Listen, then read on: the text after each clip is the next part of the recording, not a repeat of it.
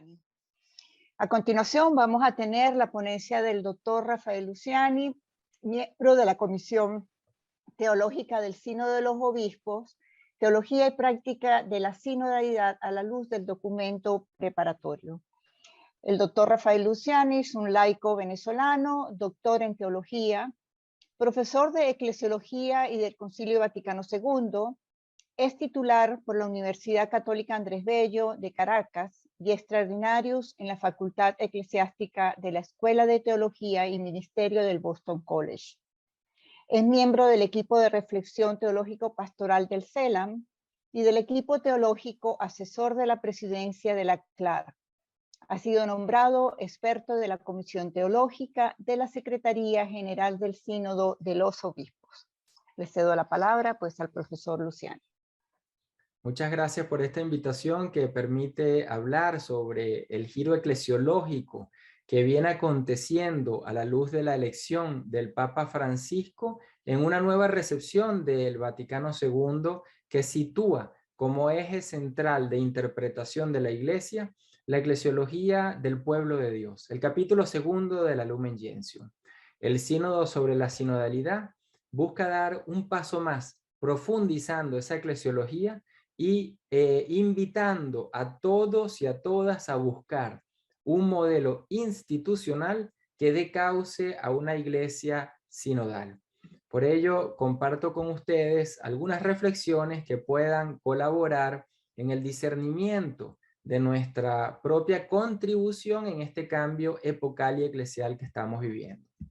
Un primer aspecto es que el sínodo es convocado en un contexto específico, un contexto que podemos caracterizar por un cambio de época, no solamente en lo social, sino en lo político, en lo económico, es decir, en la época, en lo antropológico, y eso se sitúa en una necesidad de una conversión eclesial ante la crisis que la Iglesia ha venido atravesando y que necesita de reformas, de cambios y por tanto de un modo de proceder auténtico y honesto en relación con el seguimiento de Jesús de Nazaret hoy. Por eso en el documento preparatorio del sínodo, en el número 4, se nos dice con mucha claridad que estamos en un camino sinodal dentro de un contexto específico, histórico, epocal y eclesial que hay que discernir, que hay que tomar en cuenta en cualquier proceso de reflexión actual. En el número 15 se nos da una clave importante. Se parte de las iglesias locales. Se trata de una recepción de la eclesiología de las iglesias locales que el concilio había dado como forma de la iglesia, una iglesia de iglesias, y que hoy en día busca situarse al centro del proceso de una vida eclesial y por tanto el punto de partida para cualquier conversión y cualquier renovación y reforma. Por ello los números 14 y 26 nos sitúan en lo que es el primer nivel en el ejercicio de la sinodalidad, como son las diócesis, porque es desde ahí, desde esa consulta al pueblo de Dios y como pueblo de Dios, que caminamos juntos hacia la renovación eclesial. Pero hemos de preguntarnos si estamos revisando en un sínodo al ser y al obrar de la iglesia, qué eclesiología estamos viviendo, qué eclesiología hemos estudiado o estamos practicando, que ha de ser discernida y por tanto desde ahí encontrar aquellos elementos que hemos de cambiar, que hemos de alinear con el Concilio Vaticano II para superar ese modelo preconciliar que sigue manifestándose a través de mentalidades y prácticas clericalistas.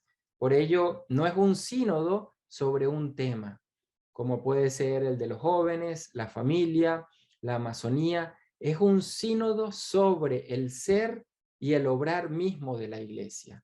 En el documento preparatorio del sínodo se nos dice con toda claridad en el número 6, la misma Iglesia, podemos verlo en la lámina, debe afrontar la falta de fe y la corrupción también dentro de ella. Y nos sitúa ahora en ese contexto que está llamado a cambiar, Dice en el segundo parágrafo de la lámina, en el número 6 del documento preparatorio, la iglesia entera está llamada a confrontarse con el peso de una cultura impregnada por el clericalismo, heredada de su historia y de formas del ejercicio de la autoridad en las que se insertan los diversos tipos de abuso de poder económicos, de conciencia y sexual.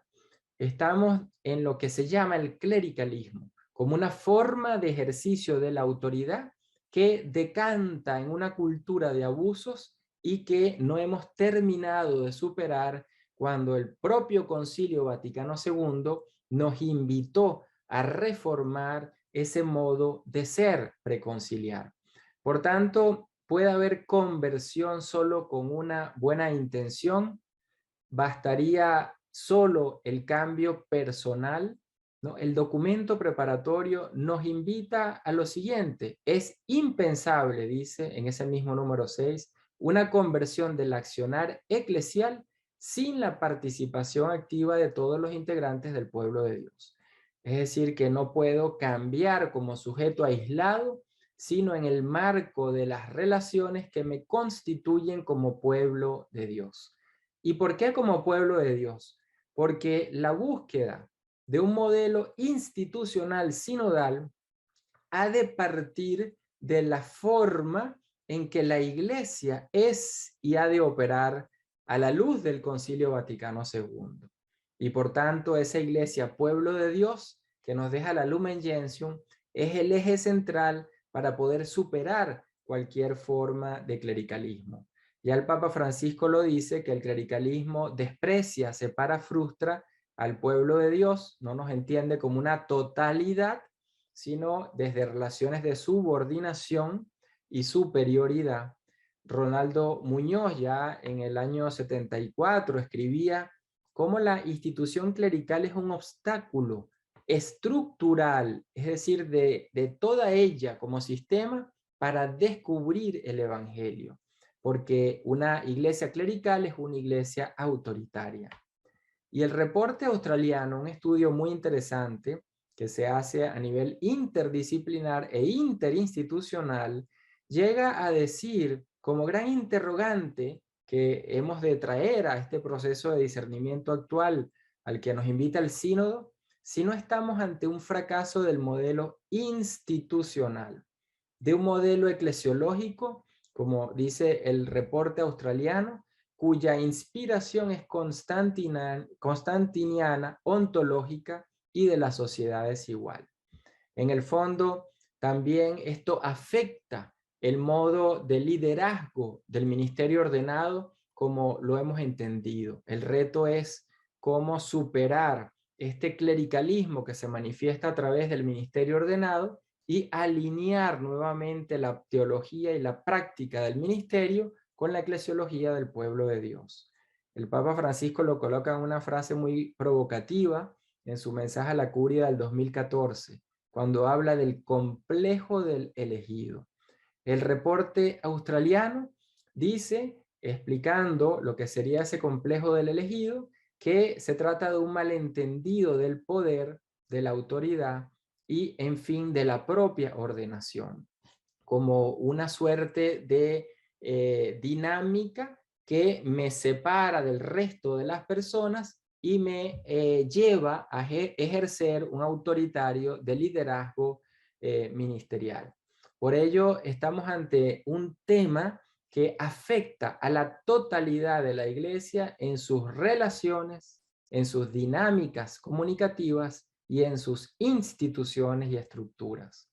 La Conferencia Episcopal Alemana recoge en un estudio que hace en el 2018 esta visión y sitúa al clericalismo dentro de un sistema jerárquico autoritario, como aparece en la lámina, que puede llevar al sacerdote a adoptar una actitud de dominio sobre los individuos no ordenados. Estamos ante un modelo eclesiológico y por tanto hemos de preguntarnos qué eclesiología estudiamos, qué eclesiología estamos viviendo. Y si estamos viviendo en una eclesiología preconciliar, aunque manejemos conceptos conciliares, estamos ante el deber de hacer un profundo discernimiento de ese modelo de iglesia como pueblo de Dios, capítulo 2 de la Lumen Gentium, que tiene que ser el central en este momento de cambios necesarios y de conversión necesaria para la institución eclesiástica. Ya decía Congar, el gran perito del concilio, teólogo dominico, que estamos muy lejos, como pueden leer en la lámina, estamos muy lejos de haber sacado las consecuencias del redescubrimiento llevado a cabo en principio globalmente, del hecho de que toda la iglesia es un único pueblo de Dios y la componen los fieles con los clérigos. Un único pueblo de Dios. Estamos entonces ante una necesidad puntual y a la vez epocal de una reforma que la iglesia ha de emprender. Y cuando digo reforma, es que el documento preparatorio en el número 9 ya da esa clave del discernimiento y del accionar de la propia iglesia. Dice en el número 9, y leo, para caminar juntos es necesario que nos dejemos educar por el Espíritu en una mentalidad verdaderamente sinodal, entrando con audacia y libertad de corazón en un proceso de conversión, sin el cual no será posible la perenne reforma, de la que la iglesia misma en cuanto institución humana y terrena tiene siempre necesidad. Ven cómo aparecen tres ideas fundamentales, ¿no? Ya desde el inicio del documento. Hay que construir, educar, formar una mentalidad sinodal. Esto supone una institucionalidad sinodal que ha de ser también construida y por tanto supondrá a su vez una reforma permanente. Estos conceptos de reforma, de conversión, son vistos por el Concilio Vaticano II en dos textos fundamentales, en Unitatis Redintegratio, el número 4 y en el número 6. Y fíjense que en ambos textos, como tienen en la lámina, se nos habla de perenne reforma y de renovación y reforma como un concepto que tiene que abarcar la totalidad de la iglesia. Y es por ello que no existe una tal juxtaposición entre conversión, renovación, reforma, cambio de mentalidades o cambio de estructuras. Esa lógica no es la lógica del Concilio Vaticano II. En Unitatis Redintegratio, que nos da este sentir de una reforma permanente, encontramos lo que luego en el Papa Francisco, en Evangelii Gaudium 26 y también en el número 27, asume en ese marco de conversión y de permanente reforma a la que la iglesia está llamada. Fíjense las palabras como Francisco se refiere al concilio. Dice, el Concilio Vaticano II presentó la conversión eclesial como la apertura a una permanente reforma. O sea, la conversión de la iglesia tiene que darse por la vía de la reforma y la reforma es permanente. No es para un momento puntual cuando esté la crisis, sino una reforma entendida como una dinámica de revisión y de cambios permanentes en la iglesia. O como dice en el número 27 de Evangelii Gaudium, se trata de transformarlo todo, no algo, todo en la iglesia. Costumbres, estilos, horarios, lenguaje, incluso al final lo dice con toda claridad, toda estructura eclesial. Como vemos entonces, ya desde el concilio recepcionado por Francisco, une lo que podemos llamar la reforma espiritual y la reforma estructural, o la conversión eclesial y el cambio en las instituciones que hemos de realizar. Se trata de algo que ya los obispos latinoamericanos en Aparecida, la quinta conferencia general del episcopado latinoamericano, nos había dicho en los números 365 y 367. ¿Qué dice el 365? que hemos de abandonar estructuras caducas que ya no favorecen la transmisión de la fe.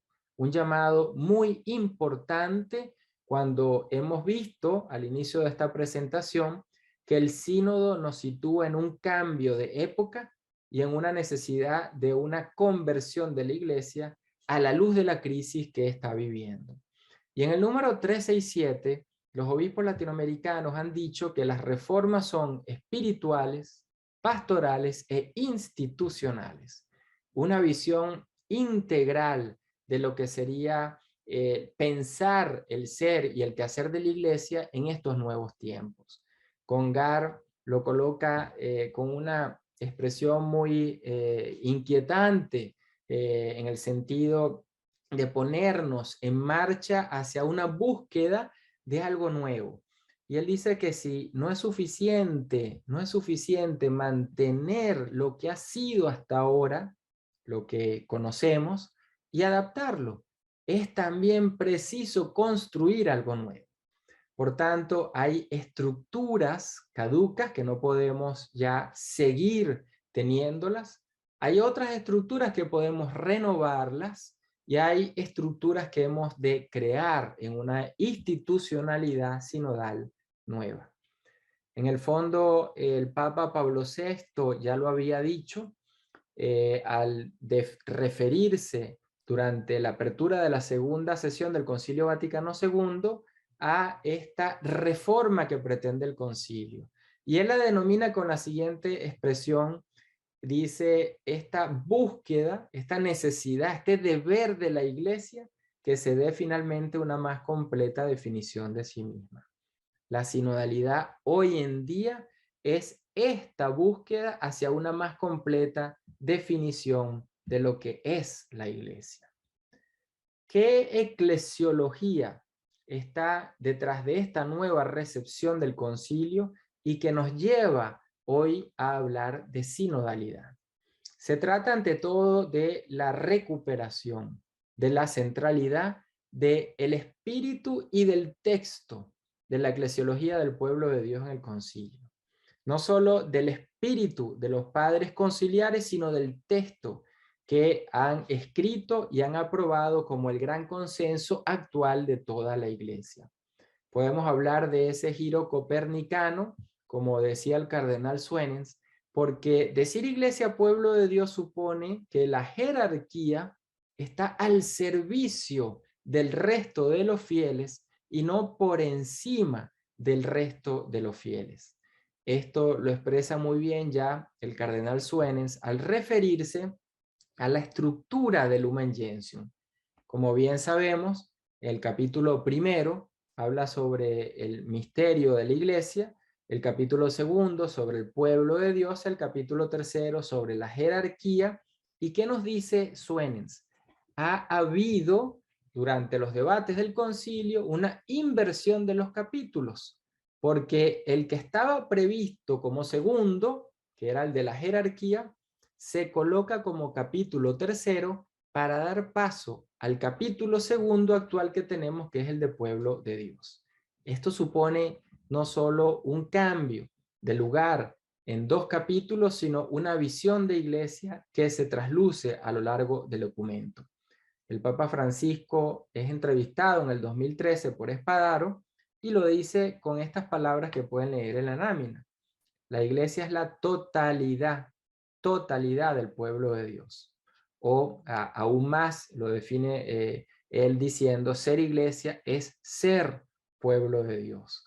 Por tanto, ser iglesia, cada fiel en la iglesia, en relación e interacción con el resto, conforma esa totalidad que se llama pueblo de Dios. La Comisión Teológica Internacional, en este documento sobre la sinodalidad en la vida y en la misión de la iglesia, que siempre invito a que se lea, también nos dice cómo la jerarquía, en ese marco de la Lumen Gentium, es puesta al servicio del pueblo de Dios. La lógica, dice, del documento en esas distintas partes, como fueron estructuradas, nos da entonces la hermenéutica para interpretar a la iglesia en su totalidad. El documento preparatorio del sínodo recoge esta eclesiología y en el número 12 y en el número 30 nos da una imagen de los conceptos fundamentales que la integran. En el primer recuadro que tienen en la lámina se nos habla de esa dinámica de irnos constituyendo en un pueblo.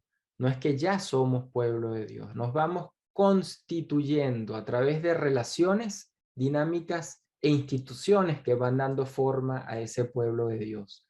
Segunda idea que nos da ese número 12 es que decir pueblo de Dios implica la auténtica igualdad entre todos en cuanto a la dignidad y a la acción común. Número 12 del documento preparatorio. Luego, la consecuencia de esa igualdad bautismal es la vida eclesial a través del ejercicio, como dice el documento, multiforme y la ordenada riqueza de los carismas, vocaciones, ministerios, tareas que podemos tener, dones en la iglesia. Es decir, que esa unidad fundamental del bautismo que nos dota de una radicalidad en la igualdad de todos los fieles, nos abre a la diversidad como forma de realización de esa iglesia pueblo de Dios. Esto en el número 30 es lo que sería el estilo sinodal. Y un estilo sinodal que supone dos expresiones que iremos viendo a lo largo de la exposición. El discernimiento en conjunto, como pueblo, no aislados, y el consenso que se construye como pueblo también y no por un grupo dentro del pueblo de Dios.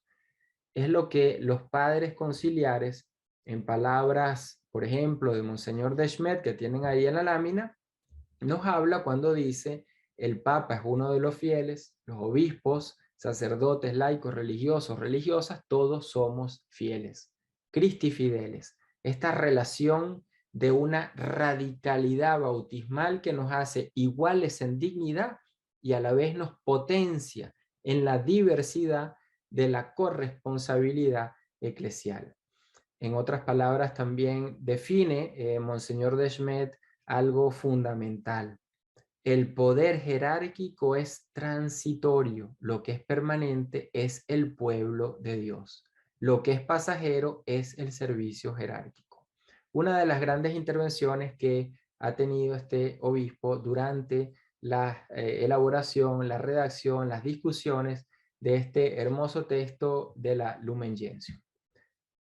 A la luz de este contexto eclesiológico, el documento preparatorio en el número 13 nos da la clave de lo que es este giro copernicano que viene en proceso en esta nueva recepción del concilio. Y se trata de una teología del sensus fidei que hoy se rescata y que busca dar forma a esta manera de proceder a la cual la Iglesia ha de pensar para poder hacerla suya de modo integral e institucional.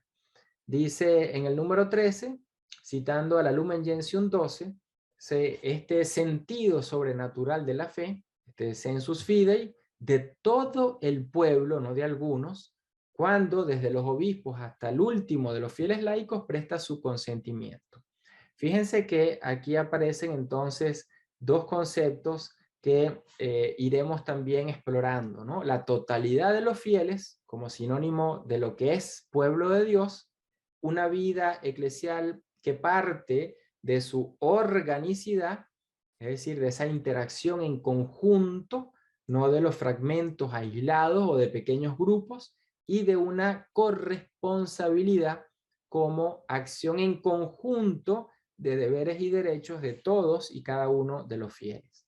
Y esto tiene una finalidad específica: construir el consentimiento universal en las cosas de fe y de costumbres.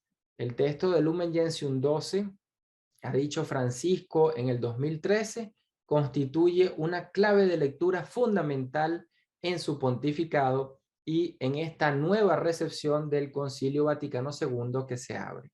Porque se trata de entendernos dentro de esa visión orgánica de lo que significa ser iglesia, ungidos todos y todas por el Espíritu, que nos habilita para que a través de cada uno de nuestros dones, ministerios, servicios, podamos entonces construir esa diversidad que facilita una más auténtica comunión entre todos los fieles. Y la finalidad de esta diversidad es que se encuentre, se camine y se construya ese consentimiento universal, es decir, ese gran consenso de la Iglesia. Algunos textos que pueden ayudarnos de la Lumen Gentium, el número 30. Todo lo que se dice sobre el pueblo de Dios se dirige por igual a laicos, religiosos y clérigos. Es un concepto de identidad del ser fiel en la Iglesia, Christi Fidelis. O el número 32. Cada miembro está vinculado al otro. Estamos vinculados entre sí, y utiliza una expresión muy hermosa, ¿no? Por recíproca necesidad, no por relaciones de ayuda, relaciones auxiliares, sino necesarias. Cada sujeto completa al otro en su propia vocación, es decir, en esta completitud de los unos a los otros vamos realizando la propia vocación, tarea, ministerio, don o carisma en la Iglesia. El documento preparatorio en esto es muy claro y lo hace de una manera explícita en el número 13 y también en el número 30 como dinámicas que nos ofrecen. En primer lugar, se nos dice en el número 13 que ese pueblo santo, es decir, pueblo habilitado por el Espíritu, ungido por el Espíritu, crece en comprensión por experiencia y por estudio. Este crecimiento implica entonces una evolución en el modo como entiende y en el modo como expresa su fe. Es un sentir de la fe que va según las épocas expresándose y entendiéndose de modo distinto. Se trata de un proceso, en otras palabras, de inculturación permanente de ese propio mensaje que se encarna en Jesús de Nazaret y que vamos a lo largo de la historia comprendiendo, expandiendo por experiencia y por estudio. O el documento también nos ayuda a través de una cita que hace de San Agustín a entender que estamos siempre en una dinámica, en esa lectura de la palabra de Dios, en esa comunión fraterna, en esa fracción del pan y la oración, una dinámica que siempre ha de construir la maravillosa concordia de pastores y fieles, refiriéndose a la Dei Verbum. Esta maravillosa concordia entre los pueblos cristianos, a la luz de la conspiración, como decía San Agustín, supone entonces un modo de proceder en el que siempre el discernimiento, número 30 del documento preparatorio, y el consenso sean las dos bases fundamentales de una iglesia sinodal. ¿Y por qué el discernimiento? Porque no es un discernimiento individual, es un discernimiento en conjunto. Y no es un consenso de un grupo, es el consenso de toda la iglesia, un consenso eclesial lo que está en juego. Por ello, dice el canonista Borrás, que el discernimiento no solo se hace en la iglesia, sino que hace a la iglesia. Y este discernimiento que parte de la escucha de la palabra, de la lectura de los signos de los tiempos y de la participación en la historia, es decir, de la encarnación a través de nuestras vidas de esa palabra que se hace real y se hace concreta en cada época, en cada contexto, a través de nuestras vidas, a través de nuestras opciones, a través del ejercicio de nuestros dones, carismas, ministerios, servicios. Por tanto, no se trata de un discernimiento individual, sino, insisto, de un discernimiento en conjunto. La sinodalidad entonces es colocada hoy como ese gran tema que define al ser de la iglesia y por tanto nos deja un desafío inmenso. Cómo lograr construir un nuevo modo eclesial de ser y de operar para esta iglesia del tercer milenio. Y eso es lo que nos pide el Papa Francisco, y también lo recoge muy bien el documento preparatorio en el número 10, cuando dice lo siguiente: la sinodalidad indica la específica forma de vivir y de obrar de la iglesia como pueblo de Dios, de la iglesia en ese modelo de pueblo de Dios. Estamos ante una profundización de la eclesiología del pueblo de Dios que hoy en día podemos llamar sinodalidad. Francisco lo dice de una manera más precisa un mes antes de la inauguración del sínodo sobre la sinodalidad en septiembre del 2021, hablando como obispo de Roma a la diócesis de Roma. Y leo, aquí tienen en la lámina el texto. El tema de la sinodalidad no es un capítulo de un tratado de eclesiología, y menos aún una moda, no es un eslogan o un nuevo término a usar e instrumentalizar en nuestros encuentros. No. La sinodalidad expresa la naturaleza de la iglesia, su forma, su estilo y su misión, y por eso hablamos de una iglesia sinodal. Y fíjense lo que sigue: evitando así que consideremos que sea un título entre otros, o un modo de pensarla previendo alternativas. No me está dando una visión de una manera de ser iglesia que puede ser paralela a otras. La sinodalidad es el eje que define el ser y el obrar de la iglesia, en otras palabras, una nueva nota eclesial. Así como decimos una iglesia, una santa, católica, apostólica, estamos diciendo una iglesia sinodal. Francisco, en ese discurso, que tal vez es el más importante de su eclesiología, cuando se conmemoran los 50 años de la institución del Sínodo de los Obispos, dice que la sinodalidad es lo que Dios espera de la iglesia del tercer milenio. El primer milenio, caracterizado por una diversidad de ministerios, de teologías, de iglesias locales, en sus formas de expresión, en sus formas de vivir la fe y comunicarla.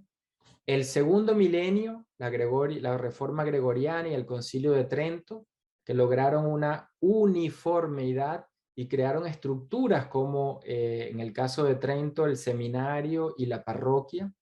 Y hoy en día el Concilio Vaticano II, ese gran consenso que debe procurar un modelo institucional para el tercer milenio. La sinodalidad es esa manera entonces más completa, como decía Pablo VI, que leíamos anteriormente, una forma más completa de ser iglesia. El desafío es cómo encontrar que ese modo de proceder sinodal supondrá una conversión de las mentalidades y una reforma de las estructuras. Entonces, ¿cómo encontrar que este modelo tenga un cauce institucional? Y por tanto, esto llevará a pensar instituciones como el seminario, como la parroquia y los procesos de formación que recibimos como cristianos en la iglesia. El documento preparatorio en esto nos da dos claves, ¿no? ¿Hacia dónde mirar? ¿Cómo entender esta expresión caminar juntos que tanto usamos? Porque no se trata de andar juntos como si el hecho de caminar fuese referido solamente a el encuentro entre distintos sujetos. La primera definición que nos da el documento preparatorio de la expresión caminar juntos se basa, como dice en el número 28 que tienen en la lámina, en las relaciones entre los sujetos eclesiales.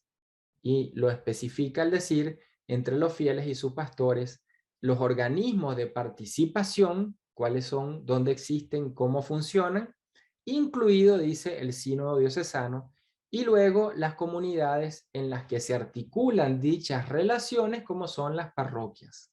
Por tanto, se trata de un mirar, ese caminar juntos al interno de la vida eclesial, en esas relaciones que decíamos anteriormente deben responder a una teología del bautismo que nos constituye en iguales en derechos y en deberes, y a una práctica de la corresponsabilidad que abre la diversidad de ministerios, carismas, dones y servicios que pueden existir en la iglesia. Y la segunda manera o perspectiva que implica esta expresión del caminar juntos está en el número 29, cuando dice que se considera como el pueblo de Dios ha de caminar con la entera familia humana. ¿Qué hace la iglesia en sus relaciones con la política, con la cultura, con la economía, con las finanzas, con el trabajo, sindicatos, empresarios, movimientos populares, minorías, pobres y excluidos? Es un número muy importante que entonces nos sitúa en esta dimensión de la koinonía, la sinodalidad como servicio al mundo y de una iglesia que está en el mundo, como lo ha recordado Gaudium et Spes en este giro que da el Concilio Vaticano II. En el número 9 del documento preparatorio se nos dan esas dinámicas que nos permitirán renovar esas relaciones al interno de la vida eclesial. Y es que dice el número 9 lo siguiente: la capacidad de imaginar un futuro diverso para la iglesia y para las instituciones a la altura de la misión recibida depende en gran parte de la decisión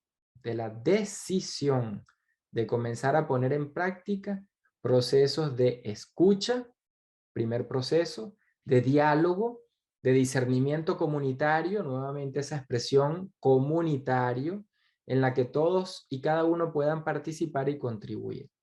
La renovación que llevará a esta reconfiguración eclesial, es decir, al modo como nos relacionamos en la iglesia y como nos entendemos en la iglesia, solo se da por esta vía de procesos de escucha, de diálogo, de discernimiento comunitario, de participación y de contribución. Conceptos que parecen muy fácil, pero son difíciles de poner en práctica, porque lo que está de fondo es ese principio de la canonística medieval que el Papa recupera y que también es citado por este documento preparatorio al decir: lo que afecta a todos debe ser tratado y aprobado por todos, no por algunos, no por unos, por todos. Lo que afecta a todos debe ser tratado y aprobado por todos. Es así como podemos decir que la iglesia es participativa y que la iglesia es corresponsable. Y es como dice la Comisión Teológica Internacional, que esa participación se funda en el hecho de que todos los fieles están habilitados por el Espíritu para poner los dones al servicio de los demás. No es, por tanto, una concesión, sino es una consecuencia de la habilitación del Espíritu en cada uno de nosotros, el hecho de que tengamos el deber y el derecho de participar, de tratar, de discernir y de decidir todo aquello que en la iglesia se decida por el bien de la misión y del anuncio del evangelio. Estas dinámicas entonces comunicativas que ofrece una iglesia sinodal las podemos ver en este texto de la Comisión Teológica Internacional, que siempre invito a leer, sobre la sinodalidad en la vida y en la misión de la iglesia. Dice el documento que en una iglesia sinodal toda la comunidad es convocada, y es convocada en la diversidad. Es decir, que si un grupo convocado no es partícipe de esa diversidad, no estamos en un modelo institucional sinodal. Y esa convocatoria tiene una serie de dinámicas. ¿Qué hacemos cuando nos reunimos? El orar, el escuchar, el analizar, el dialogar y el aconsejar. Pero todas estas dinámicas, a su vez, tienen un fin específico: tomar decisiones pastorales.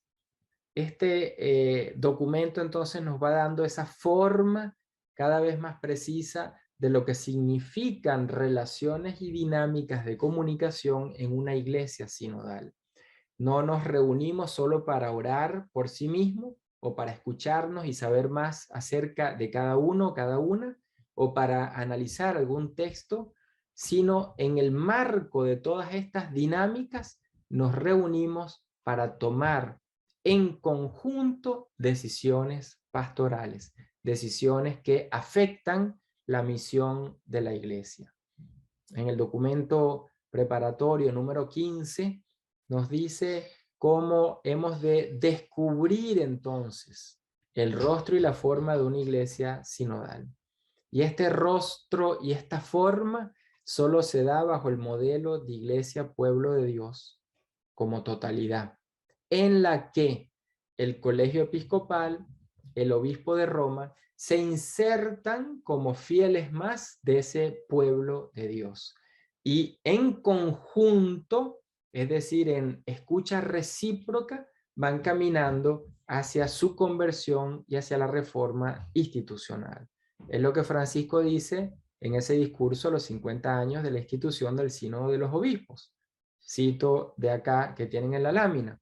Una iglesia sinodal es una iglesia de la escucha con la conciencia de que escuchar es más que oír, pero es una escucha recíproca en la cual cada uno tiene algo que aprender.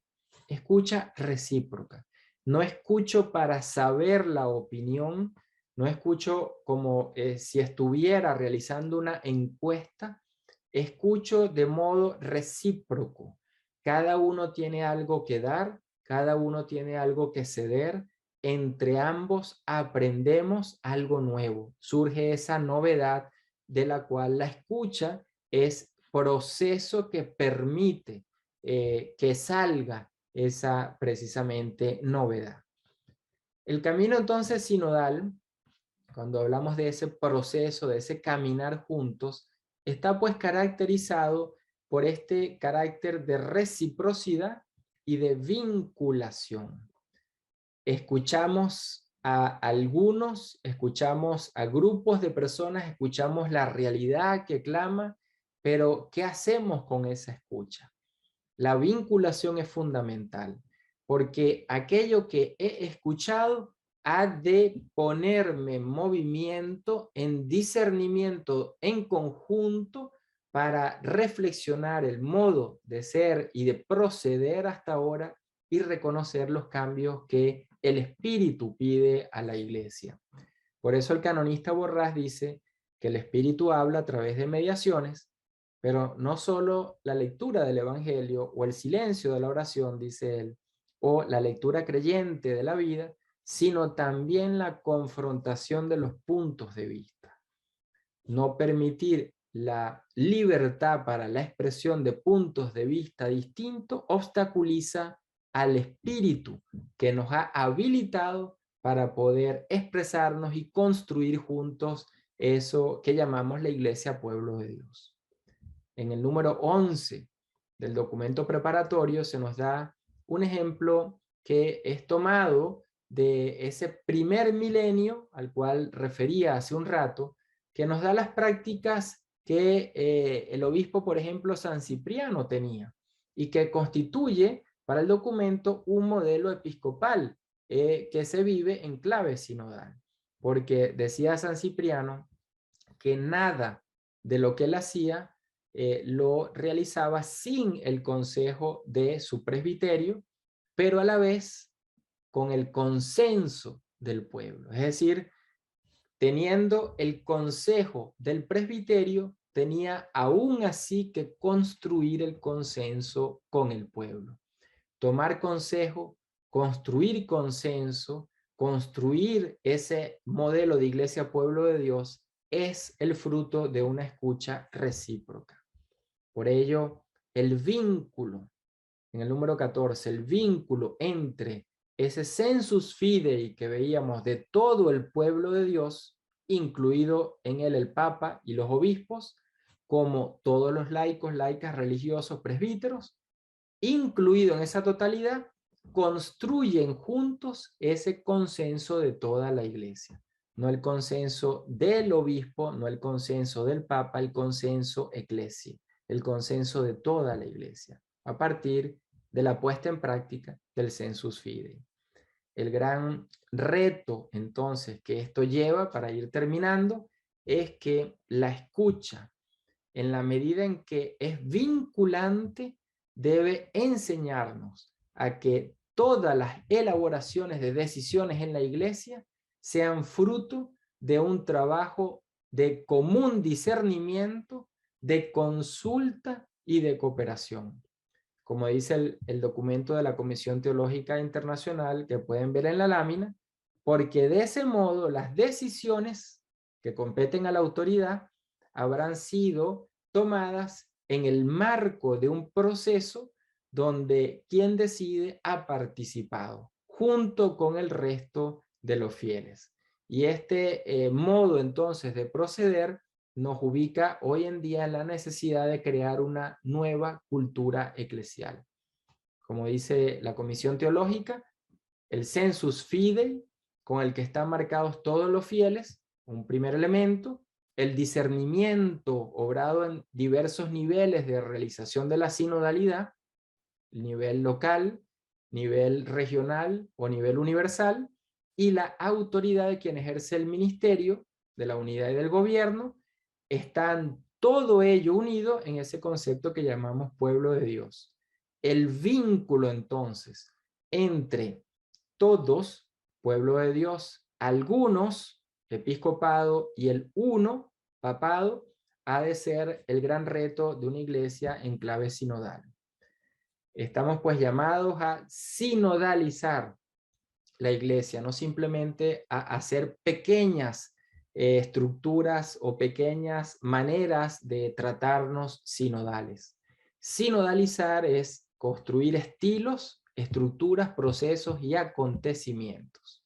En el número 27 del documento preparatorio se nos dice que los estilos tienen que ver con la forma de vida y de acción ordinaria de cualquier fiel como pueblo de Dios en la iglesia. O así lo explica la Comisión Teológica, ¿no?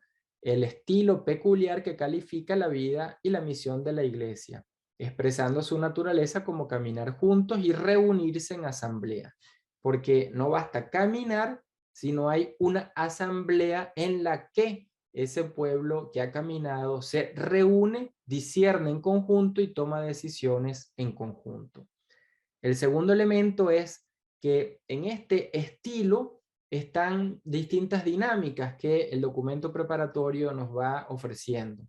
La escucha comunitaria de la palabra cuando nos reunimos, la Eucaristía, la fraternidad, la corresponsabilidad, la participación, cómo todo esto se hace parte habitual del vivir cotidiano y ordinario de la iglesia.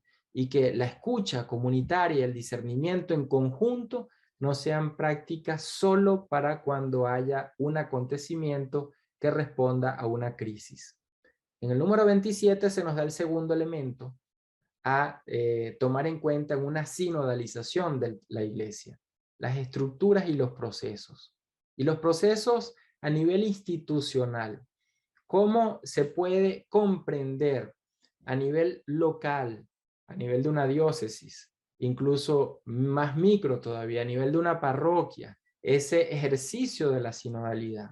Escucho, consulto, discierno en conjunto, construyo decisiones, incorporo, involucro, cómo doy forma a ese estilo sinodal a nivel local, a nivel regional, en el caso latinoamericano, con la institución de la Asamblea Eclesial de América Latina y el Caribe, que se da una forma institucional sinodal novedosa, o a nivel de la iglesia entera, como es el caso del presente ejemplo del Sínodo de los Obispos sobre la sinodalidad. Y finalmente los procesos y eventos. Cómo hay que tomar en cuenta que existan procedimientos específicos, lugares específicos, instancias específicas para la participación, para la denuncia de los abusos, para la corrección de lo que haya que cambiar en la iglesia. En fin, procesos y eventos que suponen institucionalizar procedimientos determinados muchas veces por la disciplina eclesiástica, mas no puestos en práctica. Estos tres planos están interrelacionados, pero terminamos con este texto de Routhier que nos dice el gran problema en el fondo de poner en práctica estos tres planos. Dice él que esto dependerá en gran medida de la capacidad de escuchar y de la voluntad de aprender de los demás, de entender el ministerio y de entender la conciencia de esa función ministerial de presidir a la iglesia como sujetos más miembros fieles de la iglesia, pueblo de Dios, y no por encima o separados del resto del pueblo de Dios. Y termina diciendo que en el fondo dependerá de las habilidades relacionales de quienes ejercen cargos para situarse como hermanos, hermanas, amigos, colaboradores y cooperadores en la vida eclesial. En el número 27 nos coloca el gran reto que dejamos abierto para cada uno y cada una en este modo de proceder nuevo al cual estamos llamados de incorporarnos y seguir construyendo. Si no se institucionaliza, no habrá un cauce adecuado para que la sinodalidad tenga vida, para que se encarne. Es lo que dice el número 27 del documento preparatorio. Si no se encarna, Leo, en estructuras y procesos, el estilo de la sinodalidad fácilmente decae en el plano de las intenciones y de los deseos al de la retórica. Mientras los procesos y eventos, si no están animados por un estilo adecuado, resultan una formalidad vacía. Tenemos pues el gran reto de comprender una conversión personal, pastoral, al lado de una reforma institucional de las formas y los procedimientos que implica entonces una revisión integral de la iglesia y buscar cómo construir entre todos un nuevo modelo institucional para una iglesia sinodal. Un modelo en el que tomar consejos y construir consejos, construir consenso sea clave para el quehacer y la construcción de una iglesia pueblo de Dios. Muchas gracias.